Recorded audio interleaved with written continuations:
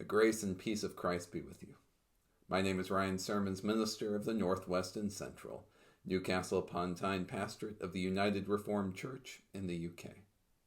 Today's message is called Dangerous Unselfishness, taken from a phrase in the Reverend Dr. Martin Luther King's sermon, I've Been to a Mountaintop, preached on the day before he died, that focused on the readings from our gospel today, the gospel according to St. Luke, chapter 10, verses 25 through 37. We also draw from the book of Amos, chapter 7, verses 7 to 17. I invite you to pause and take a moment to read those. Links will be posted in the notes on YouTube. Please pray with me. O God, may the words of my mouth and the meditations of all of our hearts be beautiful in your sight, our God, our rock, and our Redeemer. Amen.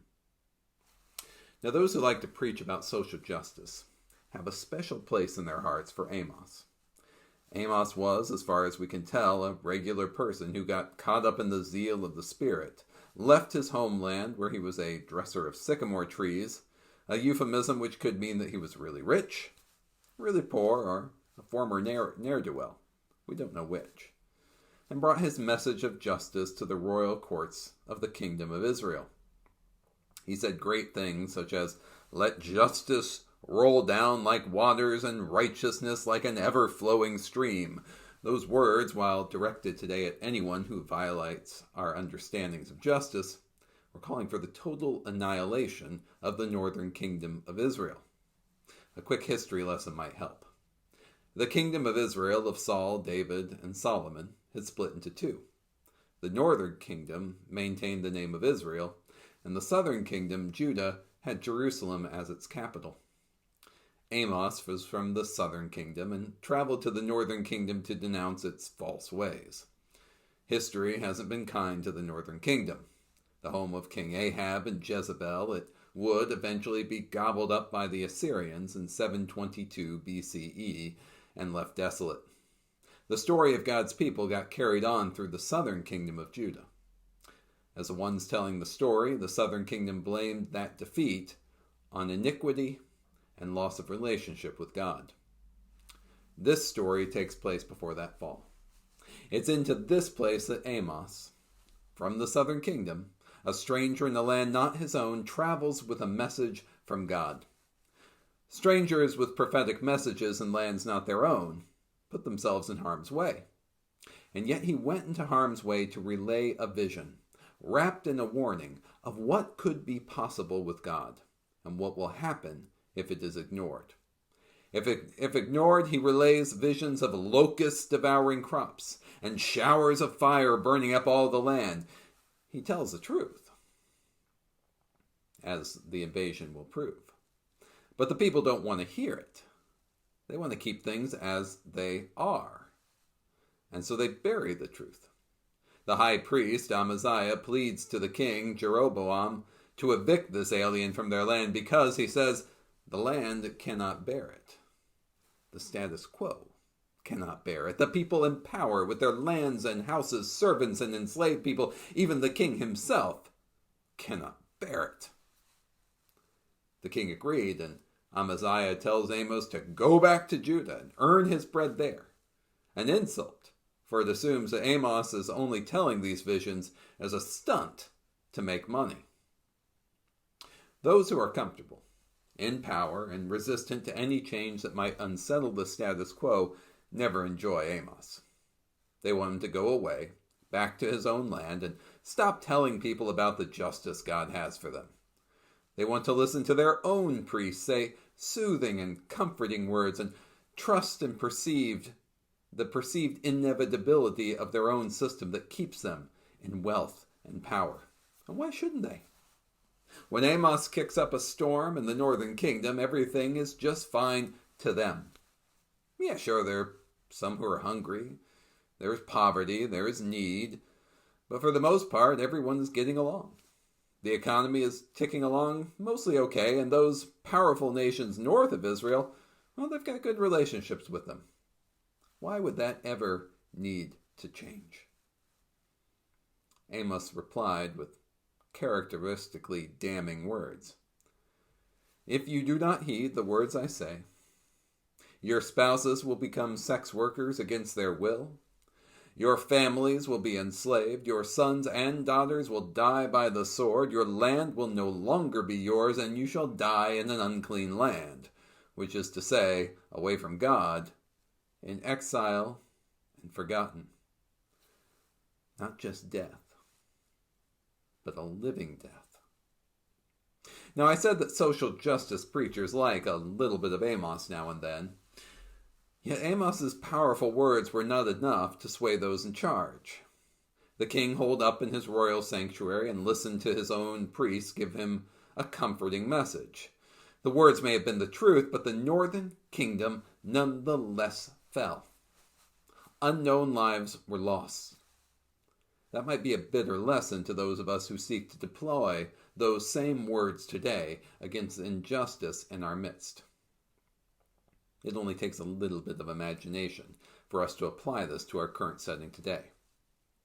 How often are messages calling urgently for change ignored?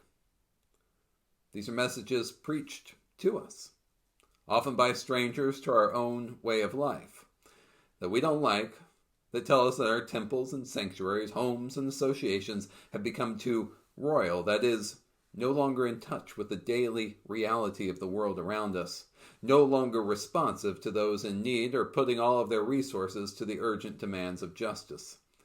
There is perhaps no single voice of Amos in our midst today, but there are many voices, and they cry out to us, some with polite but urgent needs, and others strident, discordant, loud, and frankly annoying.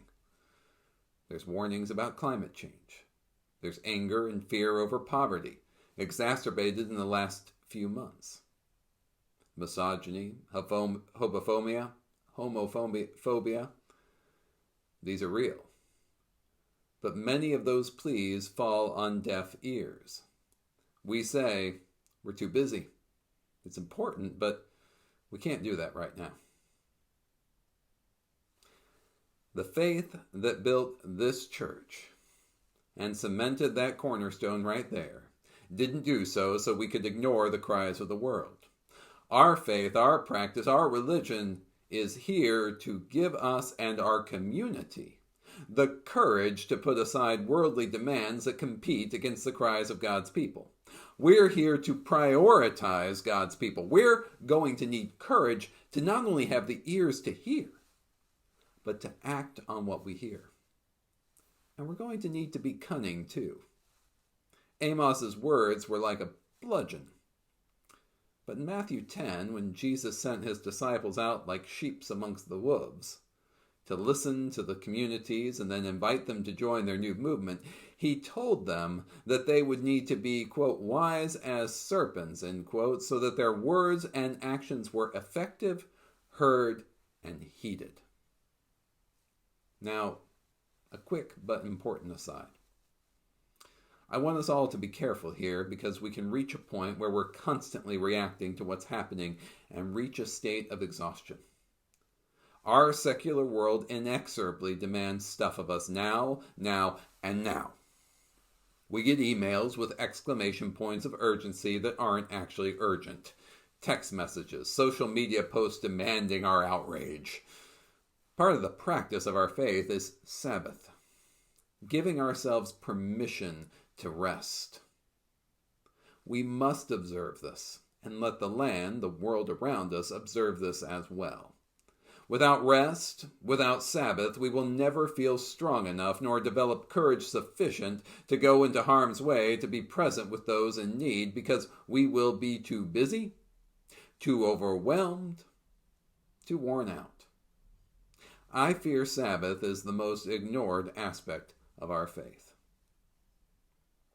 Now, hearing, seeing, and responding to the pleas of justice in our world, this is the heart of the message of the Good Samaritan.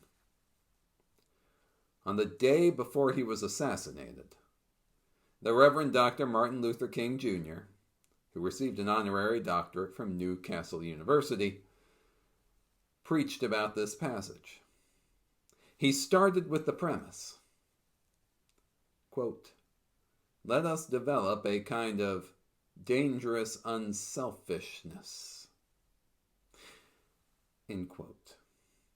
It's dangerous for us to be as unselfish as the Good Samaritan. I'm going to quote King at length here, as it deserves repeating. Now you know, and here's the quote, now you know we use our imagination a great deal to try to determine why the priest and the Levite didn't stop. At times we say they were busy going to a church meeting, an ecclesiastical gathering, and they had to get on down to Jerusalem so they wouldn't be late for their meeting. At other times we would speculate that there was a religious law that, quote, one who was engaged in religious ceremonials was not to touch a human body 24 hours before the ceremony, in that quote. And every now and then we begin to wonder whether maybe they were not going down to Jerusalem, or down to Jericho, rather, to organize a, quote, Jericho Road Improvement Association. Well, that's a possibility. Maybe they felt that it was better to deal with the problem from the causal root, rather than get bogged down with an individual effect. And here's King continuing here, but I'm going to tell you what my imagination tells me. It's possible that those men were afraid. You see, the Jericho Road is a dangerous road. I remember when Mrs. King and I were first in Jerusalem. We rented a car and drove from Jerusalem down to Jericho, and as soon as we got on that road, I said to my wife, I can see why Jesus used this as the setting for his parable. It's a winding, meandering road. It's really conducive for ambushing. You start out in Jerusalem, which is about 1,200 feet above sea level. And by the time you get down to Jericho, 15 or 20 minutes later, you're about 2,200 feet below sea level. That's a dangerous road. In the days of Jesus, it came to be known as the Bloody Pass. And you know it's possible that the priest and the Levite looked over that man on the ground and wondered if the robbers were still around. Or it's possible that they felt that the man on the ground was merely faking, and he was acting like he had been robbed and hurt in order to seize them over there, lure them there for quick and easy seizure. And so the first question that the priest asked, the first question that the Levite asked was, if I stop to help this man, what will happen to me?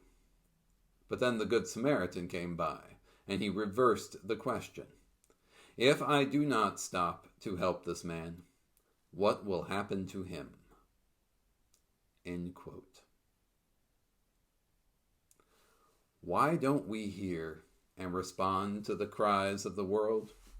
Friends, let's be honest with ourselves. It's fear. The power of the gospel turns that fear around, though, by teaching us over and over and over again to ask the question the Samaritan asks. If I do not stop to help this person, what will happen to him or her? Amos overcame his fear of being a stranger in a strange place, and he delivered the message of God. Today's prophets do the same. The Samaritan did too. And we as a church are called to do the same as well, but not just to speak, but to turn the words around, to act on it, to swallow our fear, to respond to why those words from Amos did not work, because people didn't listen to them. We are called to listen to them. We are called to respond to them, to learn dangerous unselfishness, to sustain this ministry and let it expand so that dangerous unselfishness is practiced and proclaimed to all the land. Peace be with you. Amen.